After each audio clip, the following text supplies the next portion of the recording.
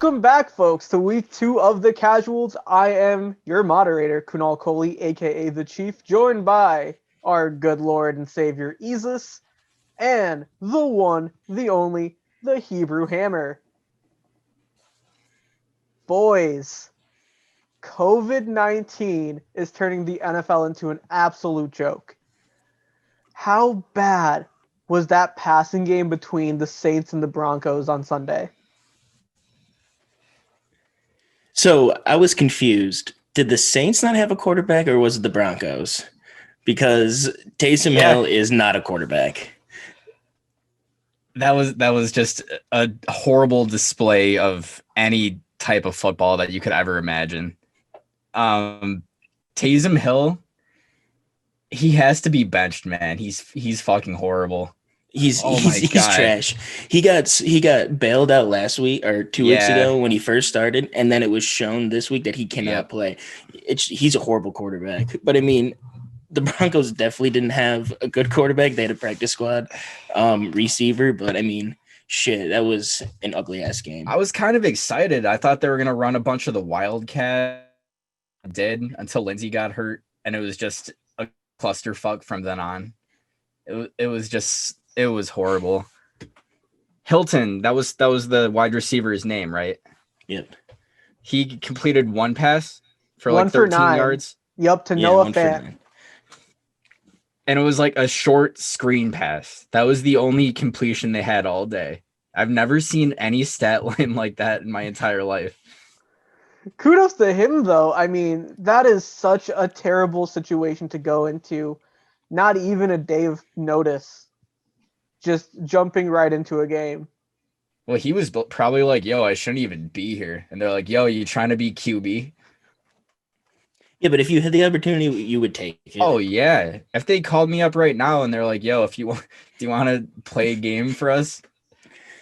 I would probably risk my life just to like play in an NFL game. Yeah, be like, hey, I know how to slide. Yeah. I know how to slide. I can down B. Now, Isis, I gotta ask, would you play for the Jets if Adam Gase called you up the next day? Not Gase. No, fuck him. I hate Adam Gase. I would be like, take your crazy eyes and do it yourself, you son of a bitch. That's the one team I wouldn't play for as long as he's the coach. If it was Rich Cote, I would fucking I'd play for him. What if it was Greg Williams? Yeah, I'd probably play for Greg Williams, even though he's trash too. But I just couldn't do it. I'll play for Dowell Loggins, though. He's pro tank. Weren't you a practice squad QB in high school? I was the offensive lineman practice squad quarterback. So here's a story. So before each practice, you would have to like run a lap or and warm up. I didn't like doing that. So we had more centers than we had quarterbacks. So what I would do is I would take snaps for the quarterbacks. And so I didn't have to do the warm up. And one time the quarterback's coach was like, why are you here? Like, what position do you play? I was like, I don't know. I was like, I'm just on the team. You were a living flex play. Yeah, they were like, I was thinking like, so at one point we had two quarterbacks go down. And I was thinking to myself, I was like, yo, like they might put me in, they might have to put me in, but it never got to that situation. So it was good. God, you were Liverpool High School's Taysom Hill. That's what you were. Yeah, for sure. Just a fatter version. A fatter, less athletic, less handsome version. Fun fact, I actually was credited with an interception and made it on Syracuse.com. But Really? they totally got the numbers switched. They said it in the state, like I was on the sideline, obviously, because I was left bench. And they said Elias Mekov with the touchdown or with the interception. And my parents were like looking around, they're like, why? When the hell did he get in? I was like, don't worry, I wasn't in. You should put that in your bio. Honestly. I'll change it up. But going back to COVID, now the NFL moving this Ravens game, potentially adding a week 18. What are your thoughts on that, guys? Here's my thought on the whole situation. They could move the Baltimore game 3 times, right? But they couldn't move the Broncos game back one day to Monday night to allow them to get a quarterback on the roster, because you have to do a 24-hour test in order to be eligible to play. And they didn't want to do it because they didn't want the Broncos to sign Colin Kaepernick, because that would have been the logical situation. And they're blackballing him again. That's It's not a deep conspiracy take. theory. No, Yeah, it's not deep. wow. It's shallow. Yeah. Damn. Roger Goodell hates him. No, you're right. Because like I personally think the Ravens Steelers, I think it makes sense for those games to be that one game to keep being suspended, because every single day there's like 4 more people that are being tested positive. But you're right. The Broncos game, there's no logical reason why it wasn't postponed at least one day. It wouldn't have hurt anybody. No. And like you've seen it before, like they were pushing back games all left and right. Yeah. It's like that's not a primetime game. Why wouldn't you want 2 games on Monday night? You know, there's no TV shows that are coming out that are new, so you can put it in any place that you want to. Right. So just like let them just move the game back. It's not that hard.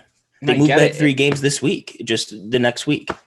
Were they just like, yo, this game's going to be such a shit show, we just don't care? Well, no, I think what they did is they're like, we're going to make an example of the Broncos, when they should have made an example of the Ravens, because they said, well, you had 3 quarterbacks. From the story that I heard, they were eating together, right? And they were in the same room and they didn't have their mask on. So they were trying to make a what's it called? I can't think of the word right now. An 'cause I'm example. stupid. An example. Thank you. But if you think about it, why weren't the Ravens made an example of? Because clearly they weren't wearing the masks, because if they were, none of them would get sick. They've what, 20 people that are sick? Something like that. And it was just because of one coach who didn't say, oh, I have symptoms of COVID and I'm not going to wear a mask. So why the Ravens are getting all of this getting pushed back their games is crazy to me. Because I mean, I guess it makes sense, because when you think about someone that's not sick, and it's like, yo, this team is clearly a clusterfuck, and it's like there's 4 people that are being tested positive every single day. Like, if I play this game, I'm gonna get sick probably, and then that's gonna derail the next week, potentially longer, because it could have like that Titans scenario where like the facility was shut down for like 2 weeks.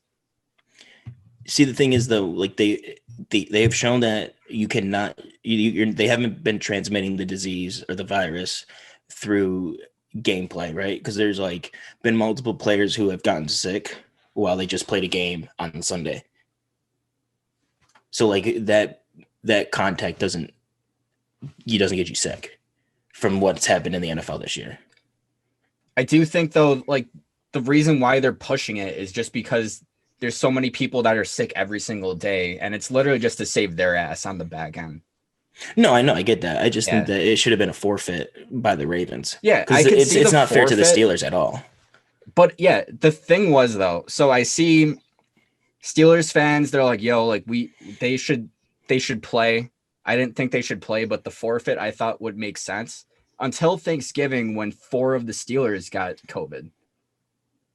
And then it's like, oh shit, like, so like you guys, so like you're blaming the Ravens for being careless, but then the Steelers all of a sudden they get COVID too. So it's like both teams just are not respecting any of the rules or the policies. And but then I think, okay, you go. No, you go.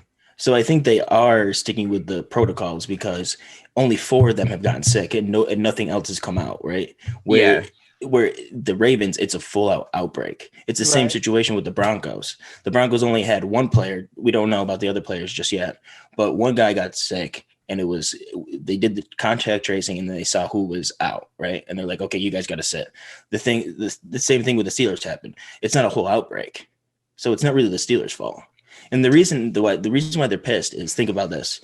The Redskins played on Thursday, right? Yeah. And so the Steelers were supposed to play. So instead of one team having 9 days to prepare for a team, the other team the Steelers have 5, right? Or 4 or 5, whatever the situation would have been if it was on Tuesday. So that's a competitive advantage for the Redskins, especially for a team like the Steelers who have something to play for, right? They're playing for an undefeated season as of right now. It may not be that big of a deal, but that's a cool thing to say. But they literally had 4 people test positive on the day of the game. Well, if the game wasn't postponed, like if the game wasn't postponed, it would have got suspended no matter what. That's my problem with the like everyone's freaking out, but like it would have been postponed no matter what. But it was already postponed. Like they knew it was Yeah, going to be postponed like But Tuesday. but like or- theoretically, if it wasn't postponed to begin with, it would have been postponed because of the Steelers. So they were freaking out for zero reason, in my opinion. No, I think the protocol is if you have somebody that tests on game day, you sit them out and you test everybody, and whoever is not sick, you let them play. But So at that point, you're not contagious. it's not gonna. I mean, that's what we don't know, because if someone was tested positive, then all of a sudden you don't know what happened in the last 24 hours or however long it takes. No, but you do. That's why that's why they wear the wristbands so they can show where everybody is, who came in contact with who, and then those players would have sat. If you're telling me that the NFL would have sat that game or suspended that game, you're crazy. I think That was the best game of the night. They won't sit. But again, it's a risk. It's like, yo, like if 4 people are tested positive on game day, that's a horrible look. I agree. It's not like it's gonna, in the grand scheme of things, I don't think it would have mattered. But to save their ass, they would have suspended it at least a day, or to Sunday or whatever. Okay, then that's fine. But then to move it back to Wednesday, and now you're making those both teams play again on Monday. That's a little ridiculous. But so it should have just been a forfeit by the Ravens because it's the Ravens' fault. But in the grand scheme of things, it would have been suspended again. So like that's why I'm kind of confused why there was this huge backlash on Thursday, because it's like, yo, you guys just played yourself. Well, I think the backlash came on Wednesday when they found out that the game was being pushed back. So at that point, you can't really blame them. That's true. I do find it. The only reason that I'm so amped up about this topic, though, for the Steelers' perspective, because it seems like the fans of the Steelers, they're like the Taylor Swift of NFL fans. They like to victimize themselves every single chance that they possibly can. Think about it. 2 years ago, you had the Le'Veon Bell holdout. For some reason, none of their fan base understood that he was getting 400 touches of tread every single year, and he just wanted to get paid what he was deserved. And then he holds out, and then everyone's like, oh, fuck Le'Veon Bell, we don't need you. You're a POS. And they basically dedicated that season to just like proving Le'Veon Bell wrong. But in reality, it was just like he just wanted to feel appreciated by the team. So they victimized themselves in that. And then the next year, you have the MAGA Rudolph type situation. You know, you have a game where they're just absolutely getting killed in. The game is over. There's only like 5 minutes left in the game. There's no reason for the starters on the Browns to even be in. And then it's like the movie Get Out when like the guy has like the camera with the flash. And then Myles Garrett goes crazy, tries to take MAGA Rudolph's head off. And then they make the entire situation about themselves, not realizing that a grown man is not going to just flip out for no reason. And with his history and with his following of Tommy Lauren, and if you look at any picture who follows Tommy Lauren, MAGA Rudolph. Oh, okay. Does he actually follow her? Yes, he does. And if you look at any picture of him, you can tell he's the type of guy that would drop the N-word at any family reunion at any given time. Like, look at a picture and tell me I'm wrong. I want to say Myles Garrett did say that Mason Rudolph did use a racial slur. That's why the entire situation happened. And like, and here's the thing with that real quick. The NFL has microphones on the centers, right? So if he did say that, if he didn't say that, why did the NFL release that clip and say, here, this is what was said? Exactly. He never did. So he clearly did say something. There's definitely something sketchy with the entire situation. But the thing is, the Steelers fans can bitch and moan all they want, and they can say that the NFL hates them. But in the grand scheme of things, why the hell wasn't Big Ben canceled 10 years ago for being a certified piece of shit? If the NFL really You hated mean for them, being a rapist? Yeah, like we can't say that on the We- podcast. no, But no, yeah, no, no. he is We a can call rapist. Big Ben a rapist. So riddle Antonio me Brown this. would call him a allegedly, rapist. allegedly. Do we have to say allegedly, or was it proven? I We think we can still s- have to say allegedly, but Okay, allegedly. allegedly he was a rapist. Allegedly. So riddle But- me this, Steelers fans. If the NFL hates you so much, how come you guys still have an alleged rapist on your team? Tell me why. And he was addicted to porn. That piece of shit. Was I think he? most people are. Yeah, he came out because he's like a Christian now, I guess. And he was like, "Yeah, I struggled with watching porn all the time." Honestly, that problem is so big nowadays and I don't think enough people talk about it. Yeah, and it's getting these people, Yeah. these average females, the ability to make money off of OnlyFans. Literally think about it. You'll have like an average looking woman, like we see it on NBA Twitter. It's just like an average looking girl. And all of a sudden overnight they have like 4 million additional followers just because they're semi-decent looking. It's those fucking simps, man. I want to transition the conversation a little because we do have more things to talk about other than the simps out there. Let's talk about Tom Brady real quick. After all, we are talking about simps. Elias came prepared for this one. He did. Yeah, I have one stat. So, kind of the hype we've been seeing around the media around Tampa Bay lately is that there's a big rift between Bruce Arians and Tom Brady. Brady has struggled quite a bit this season. Are we blowing this out of proportion? So, Tom Brady is 43 years old, right? Yes. Are we saw last year, we saw a decline in his play, right? He was carried by his defense yet again, and he shown that he's not what he was when he was younger. What is Tom Brady's bread and butter? Dump offs, screen Dump passes. off, short passes, right? That one pass to Gronk over the middle of the field. Yeah, Every his time. passes don't go more than 10 yards, right? Aside 20 from yards. that one Gronk pass. Yeah. So Bruce Arians, he likes to throw the ball down the field, right? Yeah. That's what he does, right?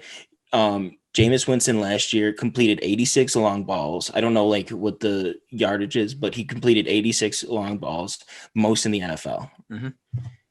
Now you're asking Tom Brady, who has never been good at that, to do that. So is it that Tom Brady can't throw the deep ball, or is it that Bruce Arians won't change his scheme, right? But Bruce Arians did say that Tom Brady has been calling his own plays. So I think the most of the blame has to be on Tom Brady because they built that team around him. That offensive line is solid. They have the best weapons in the league, and he still can't produce. He's made Mike Evans into a trash player. See, I agree. I think I mean, if I'm gonna be honest, I feel like you have an old quarterback, you can't really teach him new tricks. So he knows what he knows. And then all of the players that he's playing with, there's no coaches that he ever played with or anything. It's a completely new system. The players are still learning, like he only had Mike Evans healthy for a couple games. He only had Godwin for a couple games. AB just got here. I mean, the only real constant in the offense has been Ronald Jones, and he has bricks for hands. So, I mean, like you have you have personnel that doesn't really fit him. You have a brand new scheme. You have all these miscommunications. And then, yeah, you're right. Like you have a system that doesn't, the system really shows all of the quarterback's flaws until they really get good with the system. And that's why like pretty much every single quarterback that's played in the system usually has a really shit first year. So, I mean, I hate Tom Brady. I always have. I think he's a system quarterback, but I'm not completely finished with him. I still think there's potential for him to get better by the end of the year once he gets chemistry. Speaking of system quarterbacks, you can get the Systems t-shirt from shop.thechallengedashboards.com. Yep. And Buy we have yours. a sale. I don't know when the sale ends, but I'm pretty sure it'll still be going on when this podcast come out. $20 Maybe. t-shirts. Buy yours today. Buy 2. Maybe 3. So you would put most of the blame on Tom Brady. Yeah, yeah, I would 100%. Do you think there's a potential for him to get better with the team by the end of the year and make a playoff push? I mean, I think they're going to make a playoff push just because the rules this year, you can have 7 teams. I think they'll sneak in. No, they're going to make the playoffs regardless. Yeah, they're in the playoffs. I don't know. It depends on what their matchup is, but the defense is still very good. Like, even though they gave up nearly over 400 yards in passing, it was still like, 27-24 game. They still had a chance to win. It's not like if you can keep the Chiefs under 28 points, you should almost win every time.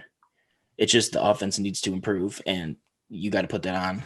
Honestly, even if I think the defense is very good, but you can't just keep going 3 and out, and you can't keep giving the ball over to them, because I think it's more of a Chiefs, like the matchup issue, just because the Chiefs can score out of nowhere. You never want them to have the ball in their hands. And what the Bucs did early on is they kept giving them the ball very quickly too. So the defense stayed on the field against this crazy explosive offense. And it just seemed like it was like a blowout way early on. And then the Chiefs just they took their foot off the brake. That was the only issue. I mean, I think Tampa Bay, I think they figured out what they were doing and they fixed it. Because, I mean, Tyreek had those big runs, but they kind of like stopped him after that. He didn't really do much after that. Think about what made Tom Brady make those playoff runs later on in his career, though.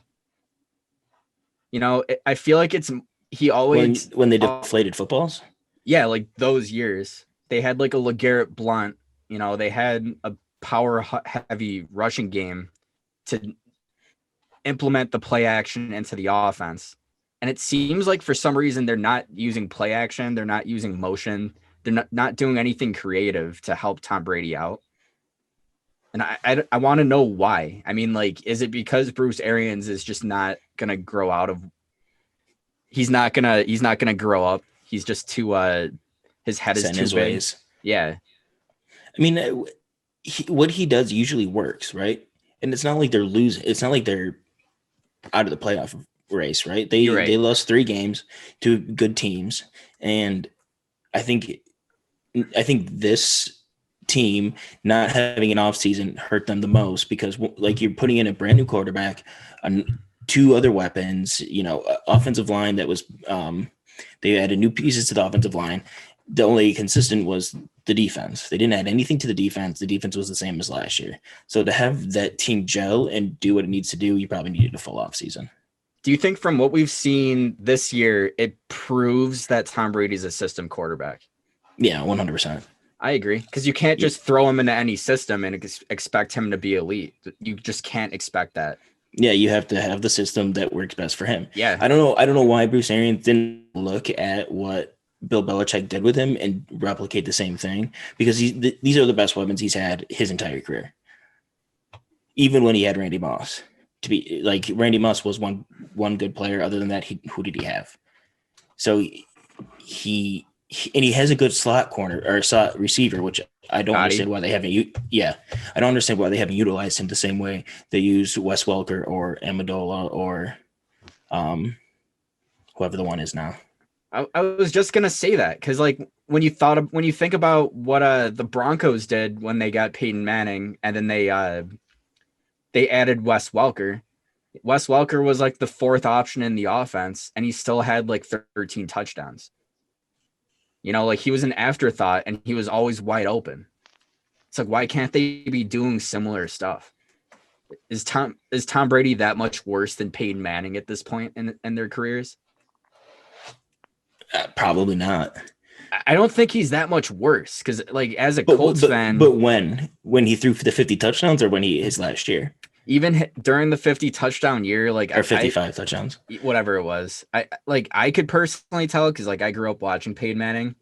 You know, he was throwing ducks his mind was still there. He was still making good decisions, but like he would throw a bunch of errant passes.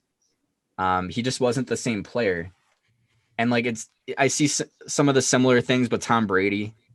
And like Peyton Manning was never a great deep ball thrower. He never really had an arm. And they focused more on the intermediate passes and the screen passes and utilizing the running game. And I just feel like the Bucks, they're trying to do too much with Tom Brady. It's almost like Tom Brady has this chip on his shoulder. He's trying to prove to everybody that he's not a system quarterback. Maybe that's the problem. But he's just proving it that he is. Yeah. But in this, like the way that he's been acting, he's acting like a little bitch, right? Because it hasn't been going his way. So he's just like, I'm not going to shake your hand or blah, blah, blah. He still hasn't shaken Nick Foles' hand from when he won the Super Bowl. He did shake Pat Mahomes' hand, though. Well, yeah, because Pat Mahomes outperformed him. He was like, oh, yeah, I got to give credit where it's due. But if someone beats you, go shake their hand. Like you can't say that because Nick Foles outperformed him twice. Yeah, well, then he needs to go shake his hand. You can't be a bitter little bitch. What is his just problem? Because you lost the Super Bowl? He's a bitch. He is grown. He is grown in the NFL as this golden boy, right? The poster child of the NFL, and now they're like, no, you're not it anymore, and he's acting like a little bitch. It's like I don't understand though, because like he's very conscious of what his self-image is, and he knows if he doesn't shake Nick Foles' hands, he's gonna look like a prick. So why didn't he just shake his hand? And that's I wish we could have him on the pod and ask him, be like, why are you acting like a little baby bitch? And it sucks for Nick Foles' perspective, because like that's one of his idols. That is one of the greatest quarterbacks of our generation, And to not give Big Dick Nick that respect, do you think at some point Tom Brady is sending a message? To us, yeah, that he's a little bitch. But like we see like legends similar to Tom Brady, maybe not on the GOAT scale. Like we see Adrian Peterson, clearly washed, still, he's still doing his thing though. And whenever he sees a young running back, he takes like 2 minutes out of his time just to talk to them, because he like realizes how much they love that. Yeah, that was dope as hell. Yeah, when Frank Gore was like, yo, come talk to Adrian Peterson. I don't know if they won that game or not, but even if Adrian Peterson lost that game, to go and like be like, yo, what's good? Like, I like what you're doing. Like, just to do that, you come on. I don't know if you guys saw the video, but it was Devin Singletary with Frank Gore last year, and it was like the post game. Frank Gore goes to like dap up AP. Frank Gore doesn't even dap him up because he's probably done it 40 times in his lifetime. So he like taps him on the shoulder and he points to Singletary. And then AP like gives him like the nod back. He's like, all right. And then Singletary like daps him up and tries to walk away because he didn't expect anything. And then you see AP just like yank on his shoulder pad. He's like, get the hell over here, bro. That was pretty cool. AP, for like as much shit as he gets, he's actually low-key like a very nice guy. Like he something came out like today, I think, where he was like, I want to help Joe Burrow, OBJ, and someone else who tore their ACL this year, try to get them like back, because he came back after like 9 months. I think he's gonna be a coach one day. Yeah, he'd be a great coach, just not for kids. No, just not for kids. If your kid comes home from the schoolyard, yo, I just met Adrian Peterson, you better be worried. Keep him like 100 yards away from Pop Warner. Deadass. But moving on, boys. ESPN Fantasy has been an absolute shit show this year. We all play ESPN Fantasy. I absolutely hate it. I know you guys have had problems with it lately. Let's talk about those problems. Let's try to hash it out with ESPN Fantasy. So we're in a league on ESPN together, and I'm going to put in a vote this year to say we don't use them anymore. They are trash.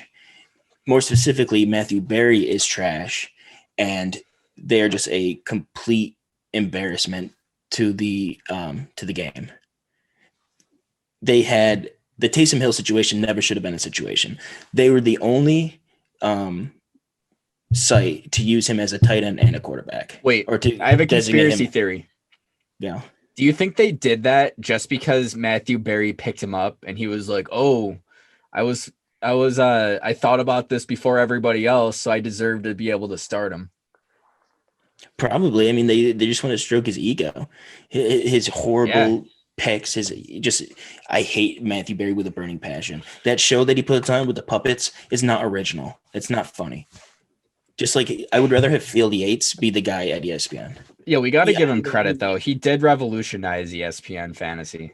No, I mean, good for him. Like, congrats. Like, it is what it is. But you're washed. You're old. Just get out of there. We don't want you anymore. He's not funny. He's not interesting. He's not handsome. No homo.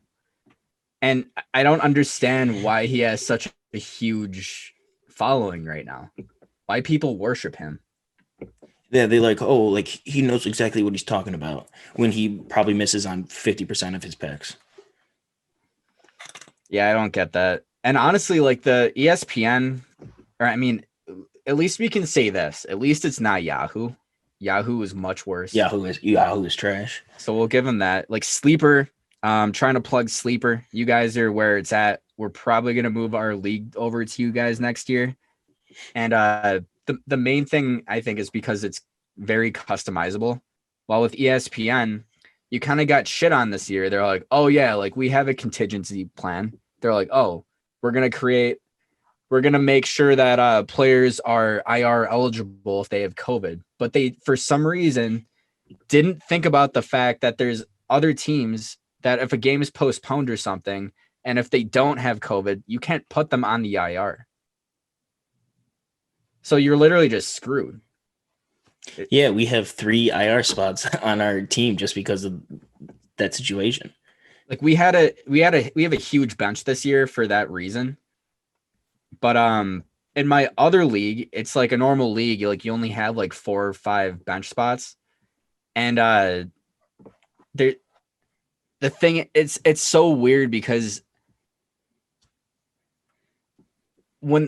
whenever you have a player that has, or like that's involved in like the COVID thing, you literally have to drop one of your best players. And if you're in like a 10-team league, you're going to end up dropping like a Kenny Galladay or like a Chris Godwin or like someone that's like in and out of the lineups or something like that. It's just BS. And like sometimes you just have to sacrifice games because you don't want to drop someone. Yeah, I agree. The Hilton thing this week, he wasn't even in the database for ESPN, and when they did put him in there the day before, he had to clear waivers.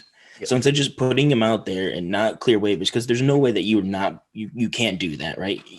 You're ESPN, right? You're Walt Disney. Like, you should be able to do that. Why can't you just make him a free agent? That's what I'm saying. Like, it's stupid. Every other, like, I picked him up in my Yahoo league that I'm in, and I didn't start him or anything, but I picked him up just in case. And he was available within the time that they said that you could pick him up, right? Or that he was going to be the starter. ESPN, it took them people bitching on Twitter for them to fix it. And the fact that you couldn't even use him for that week is beyond stupid. And then the Taysom Hill thing is just, you gave one team a super flex for 1 week that could determine playoff spots in the future. So you just ruined people's leagues just by 1 week. Probably because he had 5 wins in all of his leagues. Yeah, every time he's on Twitter, he's talking about what he needs from a certain player. It's just like, shut the fuck up, Matthew Berry. It's like, obviously you didn't pick a good team if your team's losing and you need 3 or 4 touchdowns from the player that's playing. Speaking of picks, though, boys, what are your NFL picks for this week? Do we want to start off with?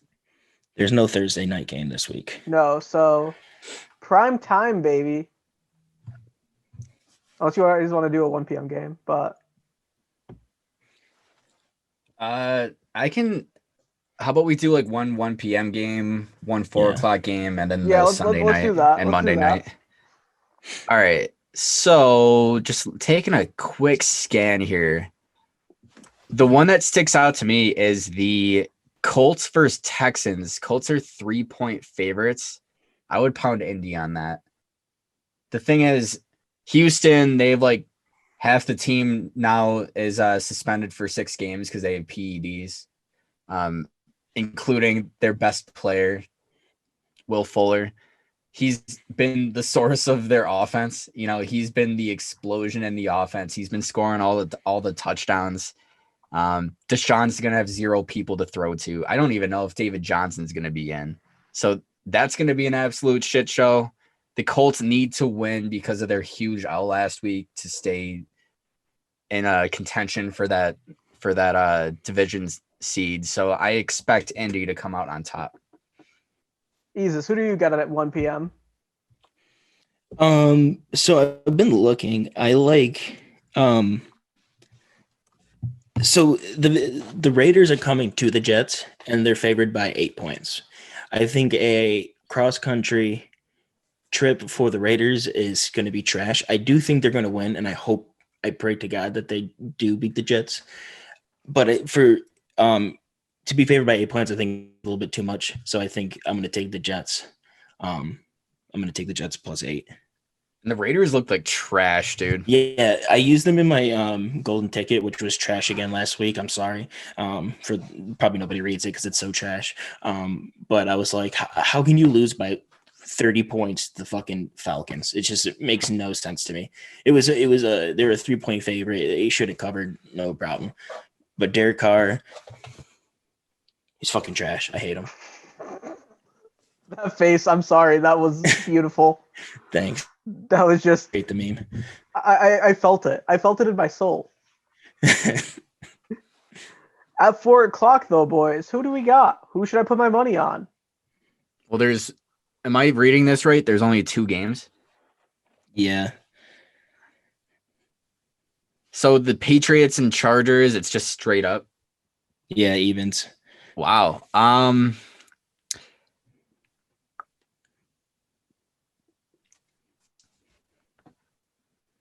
The Hebrew Hammer, deep in thought. I'm gonna go with mine. I'm gonna take the Cardinals +3 against the Rams. That's probably a good bet. Why are the Rams favorite? Oh, actually, the Cardinals are on a couple skids. They're 6-5 now. They need to win. Yeah, I think they need to win that game. But not Carson. Sorry, Kyler has one more week to heal up his shoulder, and I think they're gonna get the win. But +3 is too much to give up. And the Rams aren't even that good. They were trash last week. All right, I didn't think I was ever gonna bet on the Patriots, but I think this is the week. Chargers don't look good. Anthony Lynn is the worst head coach at managing the clock. Like that man, he's trash. He needs to get fired immediately. Honestly, sorry, Kunal, go. I was gonna say one of my favorite things on TikTok is this kid who rebuilds teams, just because it's TikTok and he can. Like on Madden. No, he just pretends to be the GM of random teams, and he's just like, "Here's what I would do." Want to hear what he would do? Replace Anthony Lynn with literally anybody. Even Adam Gase? I wouldn't. He said anybody. I personally would not go that far. No, I wouldn't either. But hey, he said anybody. Jim Caldwell. Honestly, replaced. Dude, I hate Jim Caldwell. He's trash coach, but anybody other than Adam Gase is better. All right, so Your boy Anthony. So what's his face has been so bad. Who's the Lions coach or the Matt guy that Patricia. just got fired? Yeah. So he was so bad that he made Jim Caldwell look good. Caldwell has never done anything on his own ever. Why did he even get his jobs to begin with? He was literally an interim coach, just rode Peyton Manning and what Dungy built, literally did shit. Almost went undefeated, and that was enough to get him like 4 more jobs. I hate Jim Caldwell. And the fact that people act like he was like semi-decent is ridiculous to me. He was semi-decent. He had a winning record. Yeah, he has a winning record as a head coach. I mean, what he did with the Lions is pretty decent. It's not like he was trash, and it's not like that team was really that good. They had a lot of talent though.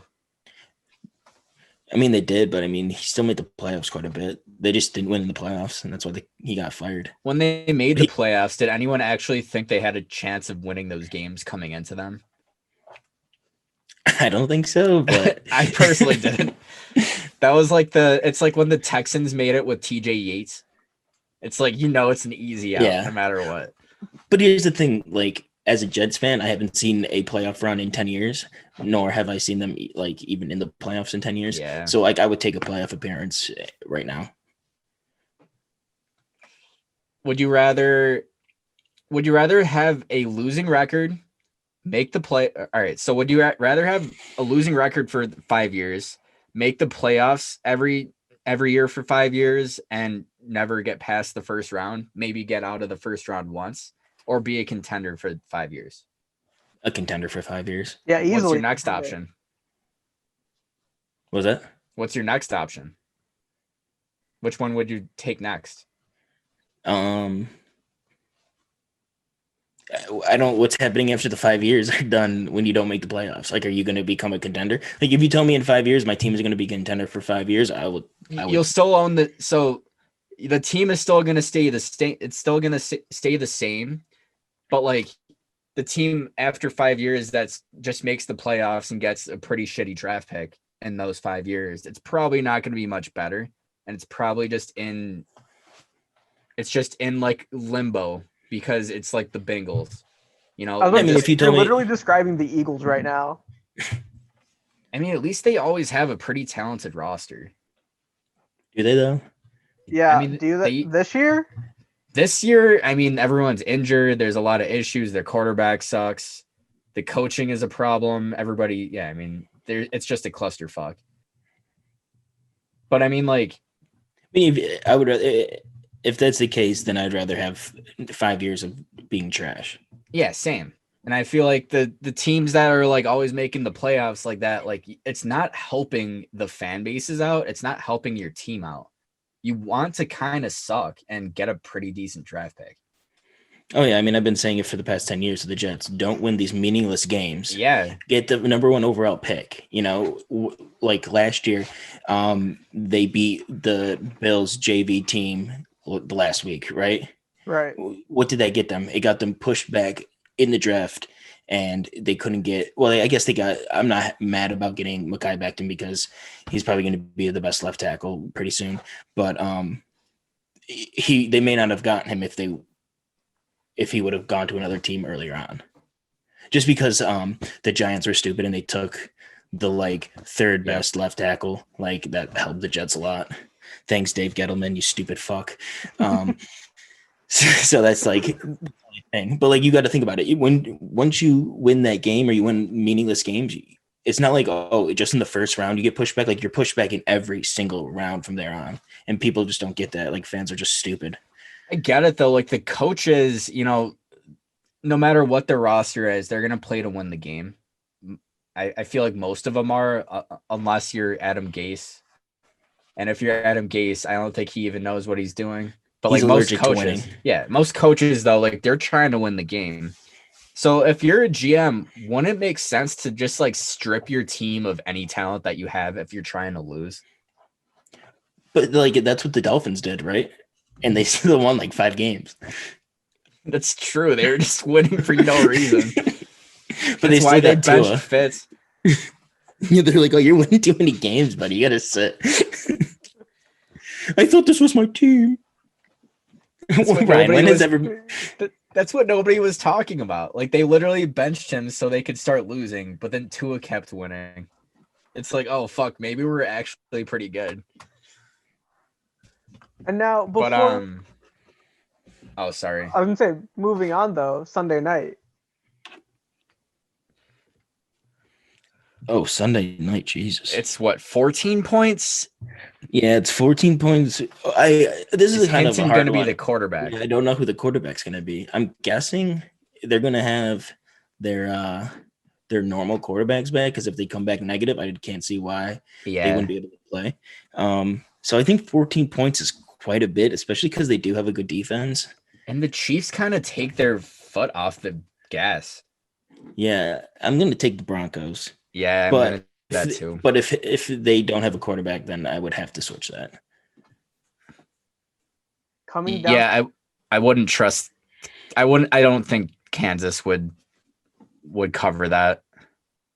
Seems No. like too much.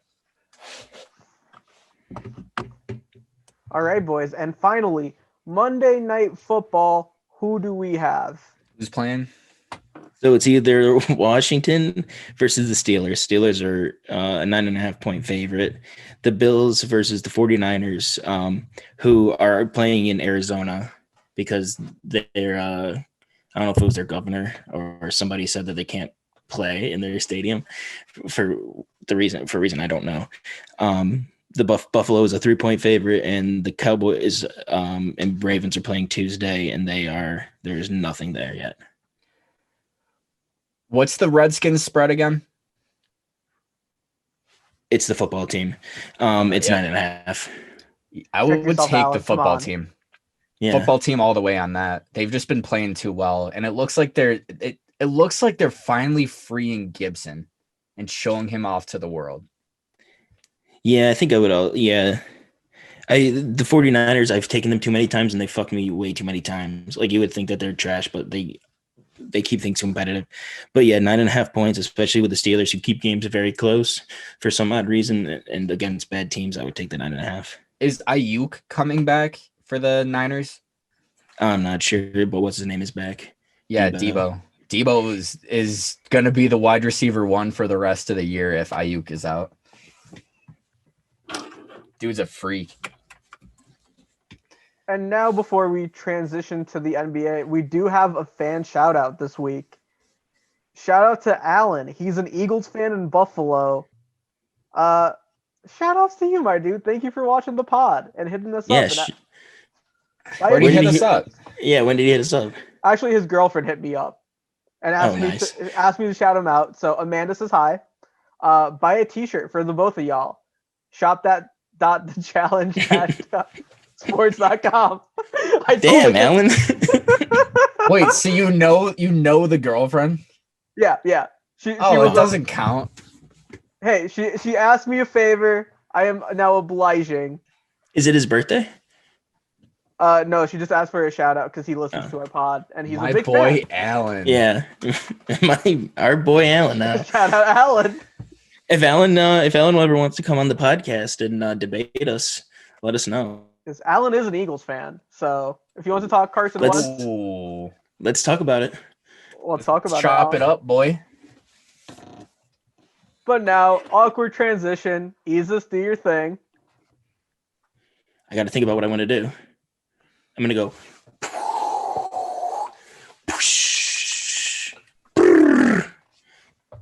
That was a amazing. 2-for-1 special.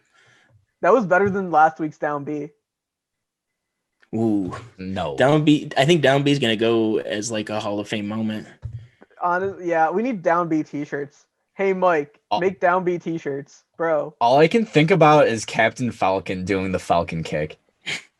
That's the best Down B there is. Exactly. Actually, like low key, like I've been getting into Smash Bros. And like, dude, I would crush you in Smash Bros. Bro, you can't touch my Ganondorf. My Ganon OD. Dude, it's literally just the slowest character. It is, but it's also one of the most powerful. Yo, check out Link, bro. He's the most balanced, and he's very good long range and also short range, and he's also very fast. First of all, I don't mess with Link. I will admit that I play heavies pretty much exclusively because I love playing heavies. How many times has Ganondorf beat Link in Zelda? All right, fair point. But also my King K. Rool, absolutely untouchable. My Ridley, Fuego. Ridley is scary. Ridley's amazing, bro. Ridley is very underrated. Yep. And I know he's not a heavy, but shout out Luigi one time. So I'm trash at Smash Bros. I'm a button smasher, but I do like to play as Kirby. And sometimes when I smash the buttons, he sucks people in, and I think that's pretty cool. Yo, Elias hits them with the Gluck Gluck 4000 right there. Is that what it's called? That's what we're calling it now. All The right. suck. I'll beat anybody's ass in 2K or Madden, though. That's a fact. Oh man, that's a challenge. Did you camp out For Madden? for the new PlayStation? Fuck no. All those people, they have the bots. They just pick them up. But you know Ryan Marchbanks? He created a bot, and we potentially could get it now once they drop. He creates bots. Well, he created that first. That was the first bot he ever made. But Ryan is very smart, so Hey Ryan, Right. I like Supreme, so like, if you want to make me some bots for like a Supreme drop, greatly appreciated, my dude. But pivoting, the NBA starts this month.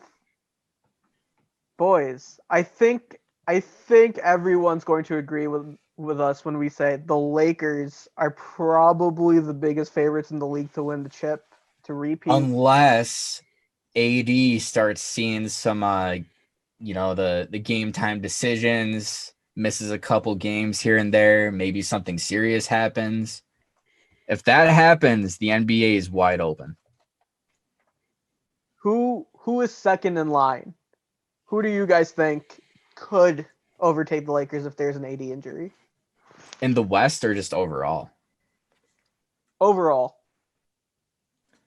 I'm going to say my Brooklyn Nets if KD is close to full health. If he's like 80%, I would probably not give them a chance. But if he's close to full health, a healthy Kevin Durant is scary. Who would your pick be, Elias?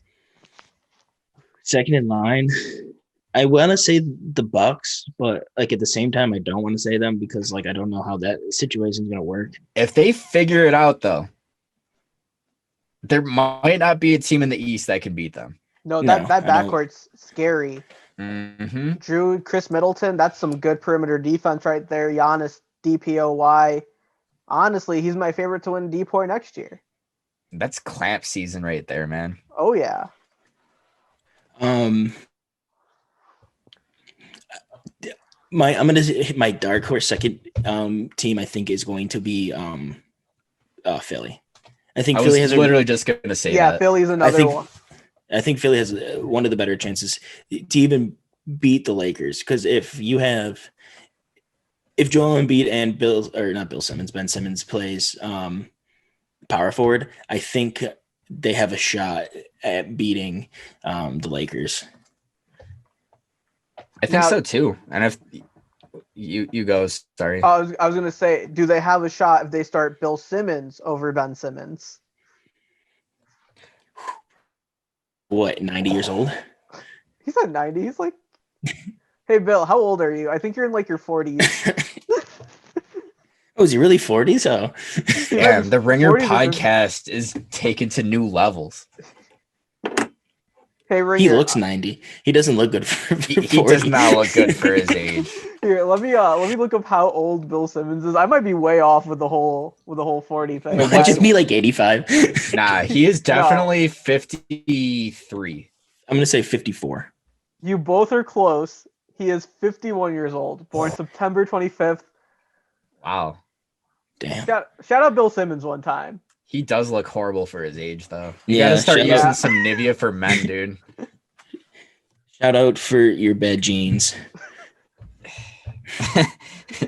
I like him now. Yeah, he's not bad. I mean, He's I pretty hate solid. Boston, and I hate his opinions on a lot of things, but he's pretty entertaining. I'll give him that. And I mean, the guy created 30 for 30. Like, that is probably the greatest sports documentary series we'll ever see in our lifetimes. I like So- Russillo, too. Oh, I yeah. like Russillo. I don't know why ESPN got rid of him, or if he is with ESPN, they don't show him. He doesn't even look familiar to me whatsoever. Really? Not at all. Did you ever listen to him? I think it was SVP and him. They had like a radio show. No. That was a very good radio show, and they got rid of it for some reason. Well, they always have to move and ruin everything. Yeah, like they dropped the ball when they got rid of Mike and Mike. That was the start of it all. That was just Yeah. like, wow, ESPN does not care about us. Yeah, they're like, that was the greatest show ever. And then Colin Cowherd, when he was on ESPN, he was great. And then he got in trouble. I can't remember if it was actually really bad or if it was just like something stupid. But I'm a fan of Colin Cowherd a little bit. Not now because he's kind of more Skip Bayless type. And then they pissed off Skip, and like you see how bad First Take is now. Oh yeah. Oh yeah. I don't even listen to it. It's just the Stephen A. Smith show. Oh, it's just like, oh, he's on crack. Like that's literally what Stephen A. is. He doesn't add anything to the conversation. How the And fuck? Like how is he so popular and like he acts like it's literally his job. He does this every single day, and he doesn't do any of the research. He doesn't even have his own original opinions on anything.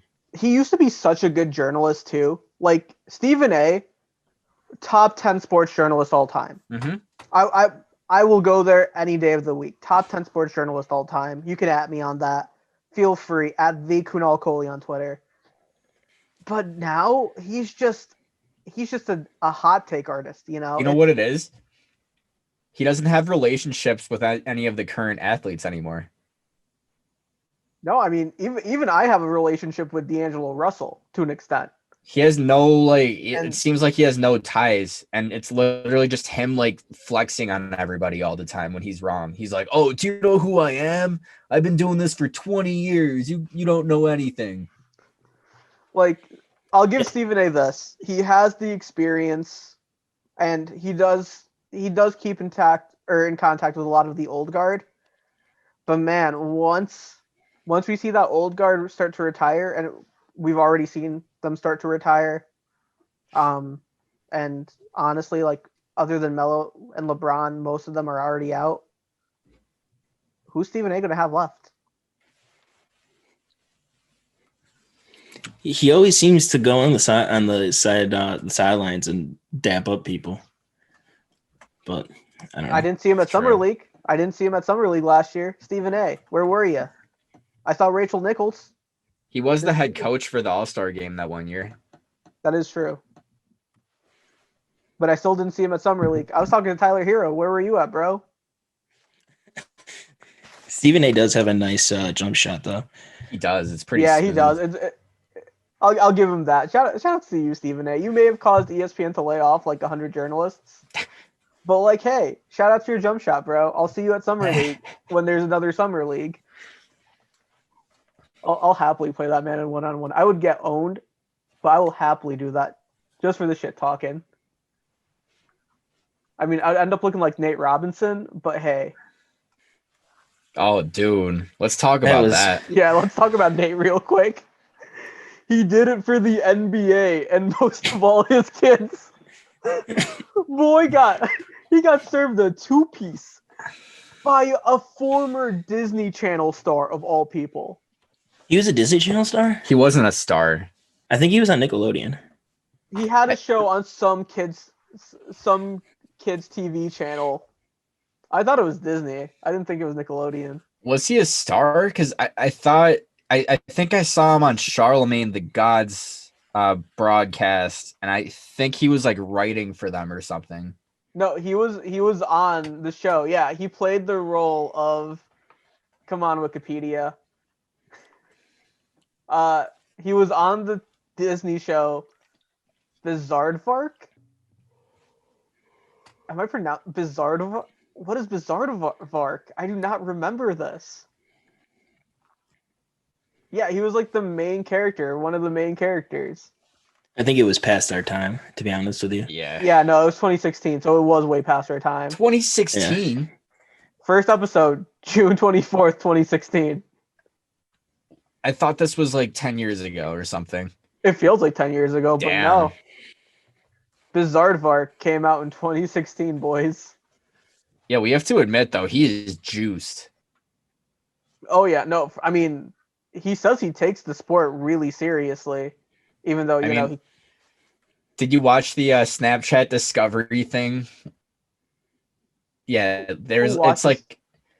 Yeah, who watches Snapchat Yeah. like that? See, I never do, but like I did for some reason because like I always like swipe left on accident, and then like I get to the discovery page, and like I was like, oh, like I didn't know he was fighting. Wow, because I didn't see any of the marketing or promotions or anything.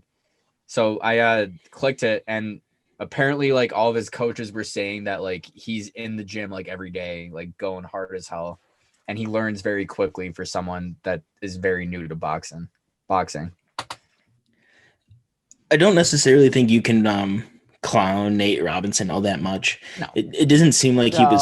he was training all that much, and the reach that was it Logan or Yeah. was it the other one? No, it was Jake. It was Jake. Jake.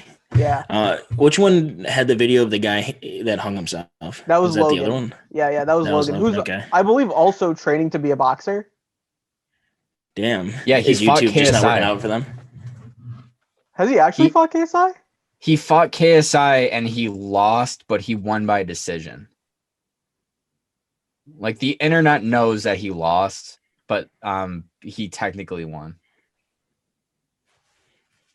But yeah, I think he's like 6'1" versus Yeah. Yeah, Nate 5'9". Robinson was like Nate. 5'9". So it's just like he was gonna like obviously lose. And it's just like, oh, you're padding your stats now. But I don't know boxing that well. So As Still soon a as I watched, professional athlete. yeah, as soon as I watched Nate Robinson just bull rush, I was like, "What are you doing? yeah. Like, what are you going for?" What I do was the? like You go. I was gonna say, when was the last time you saw a professional boxer? When was the last time you saw Ali, Tyson, whoever rush into their opponent head first without keeping their hands up? Like, first rule of boxing, hands up, bro. Protect the dome. It's You a know, suicide watch at that point. dude. I think Nate Robinson just wanted to throw the fight for the easy $600. $600. Yeah, He's been struggling out here. So here's the thing. Yeah, have you ever seen like on Twitter or whatever? They're like, would you fight Mike Tyson for like $1 million? And I'd be like, yeah, I'll do it. And I would do the same thing. I'll just get knocked out real quick. It's not like I haven't been knocked out before, and just get it over with. Because like the more you stay in the ring, the more you're gonna get fucked up. If you just get knocked out real quick, I made my money and I'm gonna go. Speaking of Tyson, I don't want brain damage, dude. so you're telling me you wouldn't step into the ring with the 54-year-old Mike Tyson? Because Lord knows I would not. I would not step in a ring with a 90-year-old Mike Tyson. No, that man, he looked good. Like He could be on crutches still swinging it. Tyson would looked not mess with surprisingly good at 54. Like, I wrote a whole piece thinking, just doubting this man, and I am so happy I was wrong. He could have really like done some damage to him if you really think about it. At the end, it seemed like he was like doing combos on his chest, not really caring. Yeah, but like the rules that were set up, I heard were like trash. Like they weren't trying to have them knock each other out. Okay. Well, they're So I also don't know. 54. I mean, if Yeah, I like you that. knock out a 54, well, Roy Jones is 51, but he was fighting like he was 80. I feel like if you knock out Roy Jones at this point in his life, it might actually kill him. I was actually kind of on edge before because like Jones looked like shit to me. And like Tyson still looks pretty toned. You can tell that he's like still like a beast.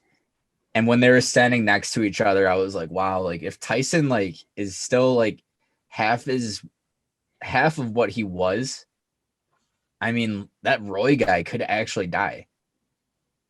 You know, I was actually scared. And they're like, Roy, you want to fight him again? He was like, no. Yeah, that was hilarious. And then they're like, oh, we were kind of scared for you. And then Mike Tyson's like, well, I don't know why you guys weren't scared about me. Like I haven't been fighting 10 years, 15 I'm a years. beginner. Yeah, Yeah, I'm just starting out. I gotta say though, Tyson's last fight was this like exhibition in 2006 where he looked awful. Nothing like prime Mike Tyson. Nothing like the beast we saw him the other night. This, I think Mike Tyson proved something not only to us but to himself. That Do you think they should do a big 3 for former athletes? for former boxers, I wouldn't mind watching that. I don't know if I would consistently watch it unless it was like a Tyson or something. Maybe like Mayweather in 10 years. You know, boxers that I really care about. Oh God, give I me feel like a 64-year-old Mike Tyson versus however old Floyd Mayweather is going to be in 10 years. I would wouldn't want actually to. watch that. I wouldn't even watch it. Floyd I would get would. rocked. What? Floyd would get rocked. What are you talking about? You think so? I mean, Yeah, what's this? The weight difference is it's going to be crazy. how much? What's the weight difference? Oh, actually, yeah, I totally forgot about the weight difference. What did Yeah, Tyson that's weigh in true. at? Was it had to have been 235, right? 225. Yeah, and like, what's his name? Mayweather's like what, Mayweather. 185? Yeah, something Yeah, like that. all right. Oh, I 185, think he's 175. less. Yo, they should do mismatch boxing matches. Just be like, this is why we don't do it. Literally. So back in the 80s, there was this TV show called Celebrity Boxing. And on like the second episode, there was a fight between Refrigerator Perry versus Manute Bol. Oh my Oh, god. jeez. Yeah, it was. Wasn't Manute like 7'10", like 20 pounds? Yeah, like, and Refrigerator Perry was like 350, and like his head was where Manute Bol's stomach was. Did he just pick him up? So Manute Bol, all Manute Bol had to do was just casually punch, Just like jab. from like 20 feet away. But what do you do once the big boy starts bull rushing you? All he had to do was just keep his space. Jesus. I Yo, said we I'm bring not that gonna back. lie though. Yeah, honestly, they should, and they should bring back like Def Jam, the fighting game. Oh, Jeff Jam Vendetta, bro. Yeah, that was fire. They could do like good music jam or good music, Fight Club or something. That would be Kanye would pretty never. cool. Kanye would never do that. That's not Christian enough, bro. Dude, you could have Kanye in like 8 different outfits. You could. That'd be pretty honestly. badass. You could have Big Sean getting fucked up from Kid Cudi. But yo, I'm not gonna lie. The person I earned the most respect for that fought, during that card had to have been Nate Robinson. Apparently, he's in this group chat with a bunch of former basketball players, and everyone in the chat was just clowning him. And as soon as he like got back to like once he got his phone, he literally hopped back in the chat and just took it. That's a sign of a real man, right Respect there. the hell out of that. Yeah. I know so many people that would just like ignore it. They would like silence their phones. They don't want to even talk about it. But he was instantly just in it. He probably made good money off of that. Was it really $600 though? Yeah, apparently the purse was like only 600. That was the most surprising. Oh, it was charity though, wasn't it? I think for the Tyson fight it was charity. I'm not sure. Like, I think there was a payoff, but I'm not completely sure. If I'm being quite There's honest. no way it was only $600. That's crazy. Like, yeah, it was like only 600. With the viewership that thing got. Well, I mean, I don't think many This is people bought that also fight. boxing, and they also, for whatever reason, decided to have like a French Montana concert in the middle of it. Yeah, that was weird. Yeah, never do that again. Yeah, please don't. Oh wait, no, I Why am. wouldn't they very have an old stupid. school rapper? I am very stupid. There was 3 zeros after that 600. Okay. Nate Robinson made $600. $1,000. Yeah, wow. All right, Nate Robinson, you're not a broke boy. I apologize deeply. Sorry for insulting you. You if you want to meet me in the ring, bro. $600. I'll knock you out probably. Yeah. Well, no, he'll bull rush, and I know to keep my hands up, and I would just stand there and clinch. That's how you win a fight, boys. Wait, $600,000 for That's worth. not even a real fight. That's actually worth. That's awesome. Yeah. Meanwhile, in an Well, didn't they do it in actual New York though? No, this was at Staples. Oh, damn. That was probably like only 300,000 though. Yeah, That's But- trash. it's kind of really shitty because like an actual boxer, Badou Jack, only made like 180,000. I say only, but like He made 180,000, and like he's an actual boxer. You know, former WBC title holder. Wait, you said his name was Badou? Yeah, it's Badou. I don't have a pronouncer for this one, folks. So You sure it's not Bidet? are you trying to like allude to like a sponsor? Do we have a bidet sponsor? Yeah, No, it's I'm- bidets and us. They know how to Honestly, clean your asshole. if we had a sponsor and a bidet company did, that would be a dream come true. They're like the greatest invention ever. Have you ever used one? Yeah. Where? So my brother has one. My friend Ahmed has one, and my girl's stepdad, he has like it's like a $40,000 bidet. So how does it work? Because I never understood it. You shit in the toilet and then you move your ass to the bidet, or do you shit in the bidet? So basically for like the cheap ones that like normal people like us would get, it's like an extension that you get just on your normal shitter. And basically it's like there's like buttons on the side of the toilet, so it's not in the way of anything. So once you're done pooping, you just hit the button and like a hose just like shoots water up your butt. But like, do you have to move your ass to another seat? No, for the one that we would get. For the really nice ones though, it's a separate, it looks like another toilet. Yeah, But what does yes. a $40,000 bidet look like? Bro, it's like the nicest thing that you will ever see in your life. It's like it's this porcelain bowl. You have to get up and like sit down on it, but it's got like sink. It's got like a really nice like sink function, and like the water pressure is just perfect on it. It's never too harsh. You can change the temperature based on what you want. But wouldn't It's- it be doo-doo water you if would- you're shitting in there? I mean, essentially, yeah, but like it's not like you're surprisingly you don't have like a lot of juice flowing. But like, it's still doo-doo water. Like, I can't, like, I might puke when my shit hits the water and it splashes up into my crack. Oh, Like, I mean, that's disgusting. You don't when the water hits your crack. Yeah, like when I'm just like a regular toilet. If I have like a big dookie, it just hits the water and it'll come up into my ass. I mean, with this, it's never gonna come back up because it just falls and then flows down the sink. With the normal extension that we would have, it just like anything that's stuck to your butt, it just shoots off. But it's like, is the thing like this? It just like it's out of the water and it's just different water coming in, or is it the same water from where you shit? Or do you flush the toilet and then clean your ass? So it literally, you know how like there's clean water in your toilet? Yeah. Yeah. It comes from there. Oh, But okay. for the It comes from the tank. yeah. Okay, But for okay. the yeah, it's not doo-doo water being sprayed into your butt. No, that's not Okay. what's happening. For the Okay. for the extension, the one that like is like separate from the toilet, that one is completely separate. It just has its own water.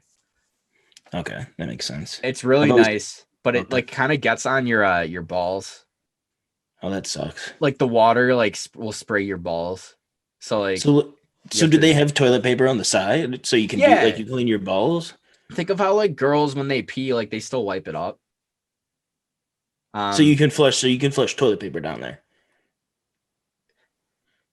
No, you would flush it in the normal toilet. Okay. But So what happens if you to have do the a switch. extension? The extension, it's just meant for poop water. You don't flush it. It just goes down like a sink. But you said that the one that has the extension is just a normal toilet. Oh, I thought you were talking about the separate one. The No, extension, I'm more. the extension, it's just your toilet.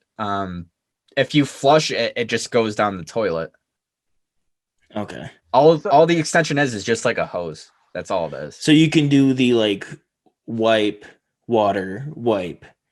Yeah, but Okay. preferably like all you need to do is you just like wipe, see if anything is there. But usually it's just like a clean wipe with zero to little effort involved. Okay. So it's pretty So- nice. This one guy at Wegmans told me that he put Nair in his asshole, and I don't know if he was just like fucking with me, but He put what? said Nair in his asshole. Why? What's that? It's hair. I don't- It's well, hair he- remover. Yeah. So I don't know if it would like burn his asshole because like I've heard that it does burn, but like he said that when you wipe, it's just like one wipe because there's nothing there holding it. And I've always been curious to do it, but I've never done it. So, He folks, just if wipes and it's just a head of hair on the paper. Yeah, so like that's the Wow. first time, but like when there's no hair and he takes a shit, you There's would wipe nothing? your ass. It would be like one clean, like one wipe. That makes a lot of sense. It does, does, but I but, never like, did it. I don't know if it's worth. Folks, if you've nared your asshole, is it worth? Is it not worth? Should Ezus not nair his asshole? If we can, I'll make a video. No, I'm not throwing your asshole on YouTube. I'm sorry. Well, we'll put like a little we'll blur it out. We'll blur out your. You think if we go to our barber, do you think we could ask them to shave our ass? I'm not going to my barber shop is like in one of the worst areas of Rochester, but they do a damn good job. What if he's like, yo, spread your cheeks, I'll give you an edge up. How low do you want your fade? I want it down to my ass.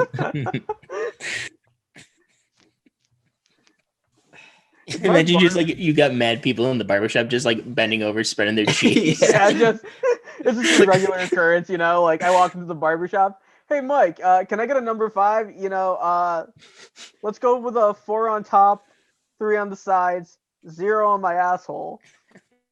That will cost you you're extra going with- today. Yeah. We're having a special. Edge ups plus a tushy fade, only $5 extra.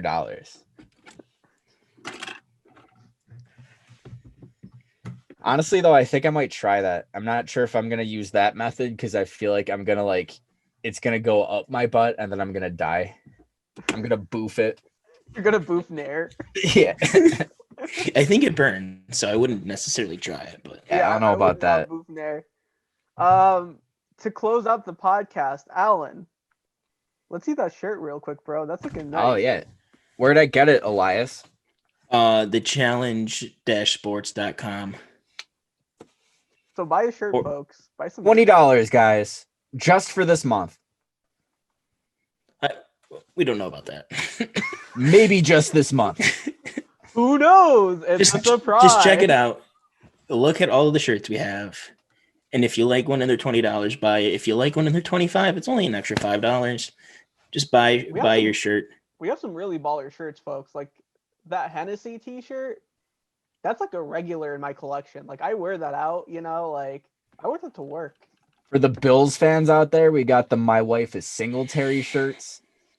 Or maybe not Bills fans, maybe just guys that have wives that left them, or maybe wives that left their husbands. Who knows? We also have a James Dolan, clown James Dolan shirt because he's the biggest clown in New York City. And make sure you buy that. Yeah. And for my fellow Colts fans, we have a Pullout Game Week shirt that also says sidearm game strong. also, Fire. Today is Thursday, the day we're dropping this. You know what that means. You got to stay double cheeked up. So cop that double cheeked up t-shirt. And for all you Will Fuller fans out there, our legalized PED shirt is also available. And on sale. Thank you, Will Fuller. Folks, this has been The Casuals. I'm your moderator, Kunal Kohli, aka The Chief, alongside our good Lord and Savior, Ezus, and the man, the myth, the legend, the Hebrew Hammer, Alan Ross.